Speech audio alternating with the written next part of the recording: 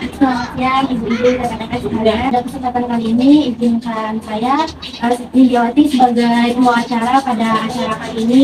Dan teman-teman saya juga di sini ada Angga, kemudian ada Diani, di situ ada Karina kita, kemudian ada Diani Karina.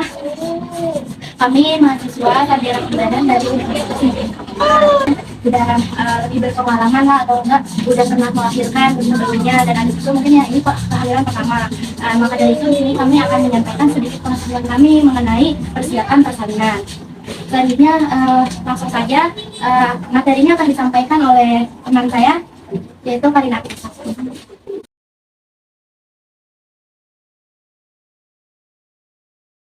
Assalamualaikum warahmatullahi wabarakatuh. Selamat siang.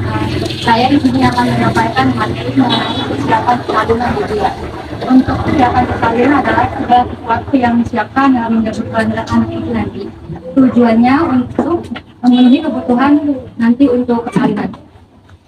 Lalu untuk persiapannya itu yang pertama itu ibu tanyakan kepada bidan ataupun Pak dokter, ibu kapan akan melahirkan? Bilangnya itu HPL ya, lalu perkiraan lahir bayi. Itu wajib tahu. Lalu ibu harus memperhatikan jadi sebelum nanti ibu persalinan, ibu udah tahu nih ibu mau melahirkannya di PMB, mau di puskesmas atau di rumah sakit. Lalu ibu harus tahu tabungan dan jaminan kesehatan nasional. Disebutnya itu tabulin, tabungan ibu bersalin. Itu untuk merencanakan jangka panjang yang berhubungan dengan kebutuhan finansial yang mungkin muncul seiring dengan pertambahan anggota keluarga. Ini bisa digunakan untuk anak ibu yang satu ataupun kedua dan tiga jangka panjang. Lalu untuk hubungan ibu suami ibu itu harus menunjukkan rasa kepedulian terhadap istri dengan memberikan kata-kata semangat, membantu istri secara dukungan emosional dan taktis setelah persalinan, dan membantu perawatan bayi seperti ganti popok, memberi makan ibu nanti setelah melahirkan. Lalu untuk suami ibu juga bisa membantu dalam tugas-tugas rumah tangga, memberikan waktu ibu istirahat yang lebih cukup. Lalu siapan lebih dari satu pendonor darah itu harus wajib ibu nanti mencari, takutnya nanti ada kegawat daruratan dalam persalinan, takut kekurangan darah kan sudah ada jaminan sudah punya pendonor yang sama gitu ya. Lalu untuk ambulan desa itu kalau misalkan ibu harus di rumah sakit atau puskesmas mungkin sudah ada fasilitas. Tapi kalau misalkan ibu di PCPMD tanda panik di bidan sakit itu mungkin tidak ada, makanya ibu nanti bisa masih tahu ke ambulan desa. Lalu untuk siap KTP dan lain-lain itu wajib dibawa karena itu buat identitas nanti ya. Lalu untuk perlengkapan bayi, jadi ibu itu harus nyiapin bayi. Ibu kan lebih tahu juga ya kayak perlengkapan bayi kayak bedongan, kayak baju bayi dan lain-lain. Lalu untuk rencana KB itu direncanakan boleh masih hamil ataupun sudah atau nifas, itu harus direncanakan bersama suami ibu menggunakan KB apa. Yang dari saya kan oleh diri. Kemudian ada persiapan yang lain itu seperti menyiapkan fisik ibu. Jadi fisik ibu itu dimulai dari perawatan peringatan dimana untuk memastikan kesehatan ibu dan janin. Perawatan itu kayak pemeriksaan kesehatan rutin, kunjungan dokter atau bidan rutin untuk memantau perkembangan janin, pemeriksaan tekanan darah, janin dan pemeriksaan darah. Terus persiapan gizi seimbang yang cukup. Nah, di dalam itu ada asupan protein, karbohidrat, lemak, vitamin dan mineral. Terus juga ada zat besi dan di dalam itu terdapat daging, sayur hijau dan sereal.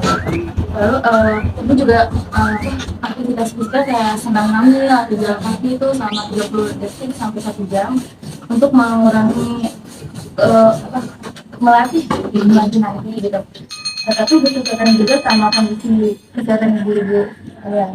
Terus yang kedua itu ada persiapan mental. Persiapan mental itu seperti pengetahuan tanda-tanda bahaya. Coba lihat tanda-tanda bahayanya. Ya, jadi tanda-tanda bahaya itu saat persalinan ialah yang pertama ada air ketuban, ya kan, sebelum tanda-tanda persalinan itu muncul. Jadi sebelum tanda-tanda persalinan itu muncul, ketuban itu sudah keluar duluan. Yang kedua, bayi tidak lahir dalam 12 jam sesudah adanya tanda-tanda persalinan. Jadi harusnya bayi sudah lahir, ini dalam 12 jam belum keluar juga gitu. Jadi terus ada perdarahan melalui jalan lahir yang diperkirakan lebih dari 12 selanjutnya ialah ibu mengalami demam yang tinggi. Ya, persiapan mental satu itu ada pengetahuan persiapan teknik pernapasan atau dalam. Yang kedua itu untuk melayani keseluruhan kemasan. Lalu ada dukungan suami yang tadi sudah dijelaskan, ya. Untuk dukungan suami itu menunjukkan rasa kepedulian terhadap istri dengan memberikan kata-kata semangat, membantu istri dan secara dukungan emosional dan praktis setelah persalinan dan membantu perawatan bayi seperti ganti popok, memberi makan ibu nanti. Lalu suami juga bisa membantu dalam tugas-tugas rumah tangga, memberikan waktu istirahat dan cukup persiapan persalinan keempat itu yang terakhir persiapan ekonomi yang dimana mengetahui informasi tentang biaya persalinan dan perawatan pasca persalinan seperti biaya rawat anak, pemeriksaan medis dan prosedur lainnya untuk mungkin diperlukan selama persalinan. Setelah persalinan, yang ketiga itu melakukan perencanaan keuangan yang cermat, membantu memastikan bahwa keluarga memiliki dana yang cukup untuk kebutuhan medis yang panjang. Terus ya itu pengetahuan tentang dukungan keuangan, contohnya bantuan keuangan kayak tabungan tadi.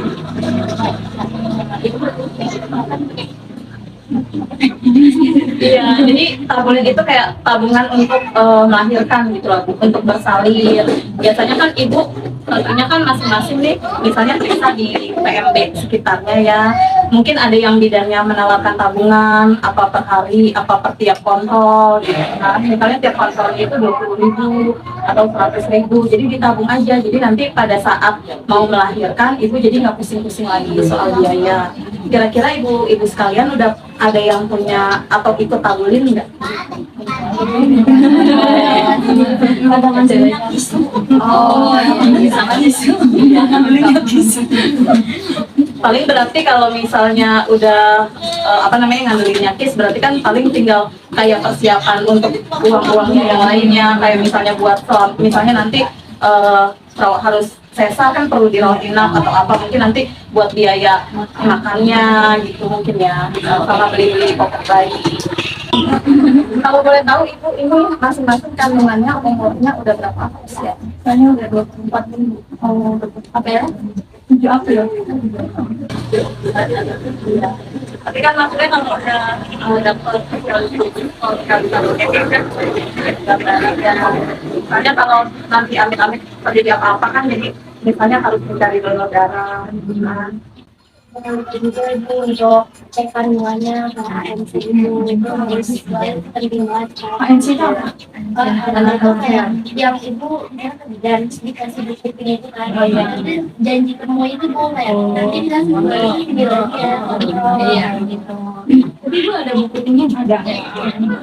Nanti trimester ketiga itu di kehamilan menjelang persalinan itu kan bisa ada 3 kali kontrol ya Bu, itu penting banget untuk kita datang melihat sebelumnya, karena di situ bakal banyak asupan gitu kan udah menuju persalinan, jadi nanti banyak konseling yang akan diberikan di itu. Jadi sekian semua setelah ini semua rangkaian acara kami ini usai, mohon maaf apabila ada kurang berkenan. Semuanya udah ditutup lagi. Assalamualaikum warahmatullahi wabarakatuh.